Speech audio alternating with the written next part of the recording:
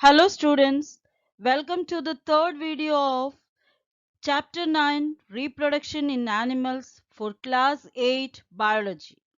In the previous video, we studied about fertilization and development of embryo in human beings. Now, this video we will study about viviparous and oviparous animals, development of chick in the hen's egg and metamorphosis.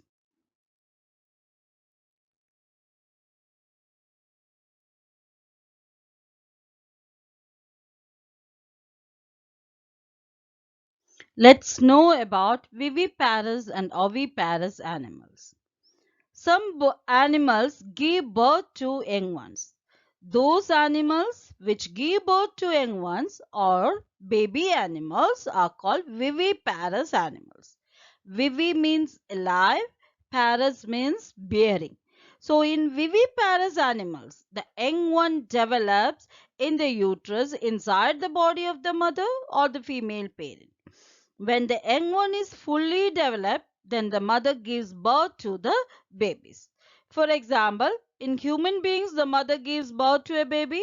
So humans are viviparous animals. Other examples are dog, cow, cat, lion, tiger, etc. In fact, all the mammals are viviparous animals. Next is oviparous animals. Some animals lay eggs which later on develop into young ones. Those animals which lay eggs from which young ones are hatched later on are called oviparous animals. Ovi, which is relating to eggs, and parous is bearing. So in oviparous animals, the mother lays eggs outside its body. The young one of the animal develops inside the egg. When the development of the young one inside the egg is complete, the eggshell breaks open and an young baby animal comes out of it. This process is called hatching.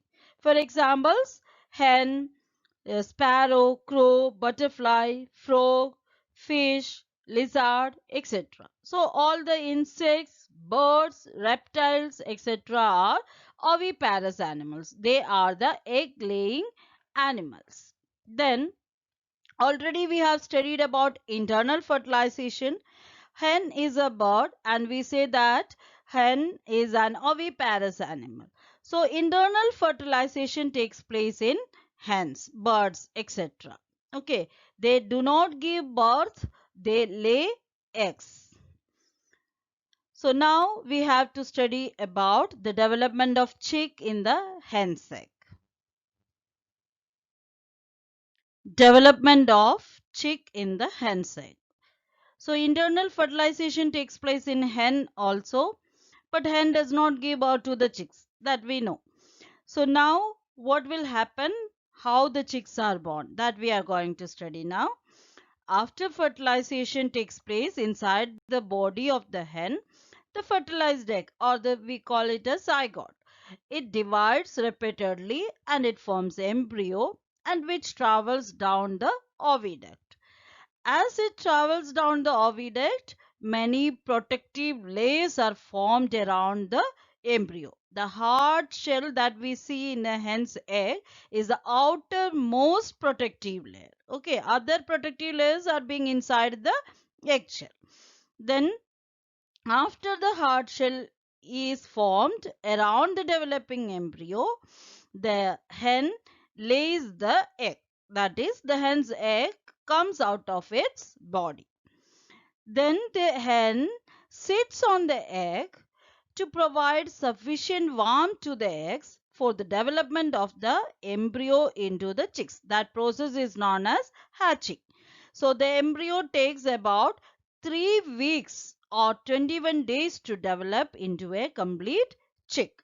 So the development of the chick from egg takes place inside the hen's egg during this period, this hatching period.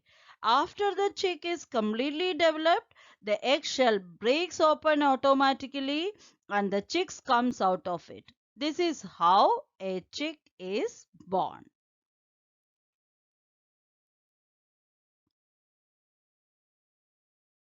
Now, metamorphosis.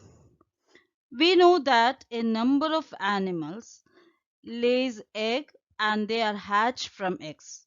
Now we have studied chicks are hatched from the eggs of hens. Similarly, the frogs and silk moths are also hatched from their eggs. Now, when a chick comes out of the egg of a hen, its overall appearance is almost the same as that of an adult, except that it is much smaller than the hen.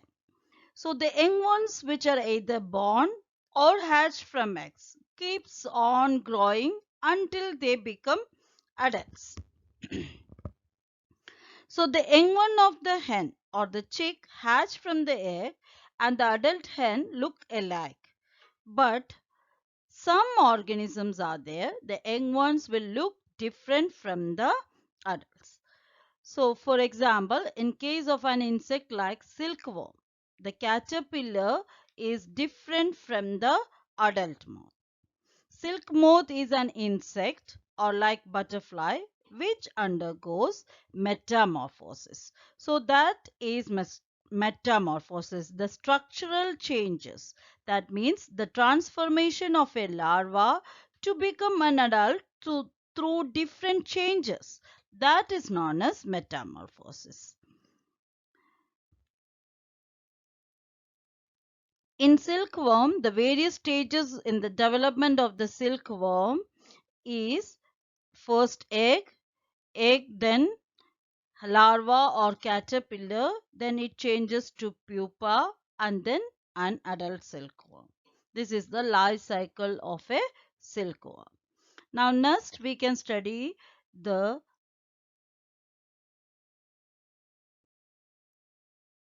life cycle of frog. So metamorphosis is taking place in frog also. In life cycle of frog, first egg, then tadpole and then adult frog. This is the picture of life cycle of a frog. So metamorphosis take place in frog. The hatching of a fertilized egg of frog produces a very immature young one called tadpole, which is also known as larva. So the tadpole or larva of frog develop gradually and undergoes many drastic change in appearance before it forms an adult frog. The tadpole looks very different from the adult frog. So this change or this transformation, such organisms undergo many changes in different stages of their development to become an adult. And this transformation of a larva to become an adult through different changes is called metamorphosis.